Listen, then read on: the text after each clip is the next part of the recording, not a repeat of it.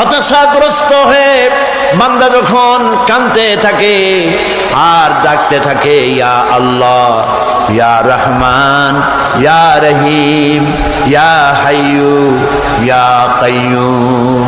একটুখানি তাহাজ্জুদে ওঠেন, গভীর রাত্রে ঘরের সবাই যখন ঘুমানো, আপনি তখন উঠুন, উজু করে একা একই রুমের ভিতরে ঢুকে তাহাজ্জুদের নামাজ আদায় করে চোখ বন্ধ করে যদি ডাকতে থাকেন মধুর সুরে, ইয়া আল্লাহু, ইয়া রহমানু, ইয়া রহিমু, ইয়া হাইয়ু, ইয়া কাইয়ুম। আল্লামা ইকবাল বলেছেন, দিল সে जो बात निकलती है असर रखती है पर नहीं मगर ताकते परवाज रखती है।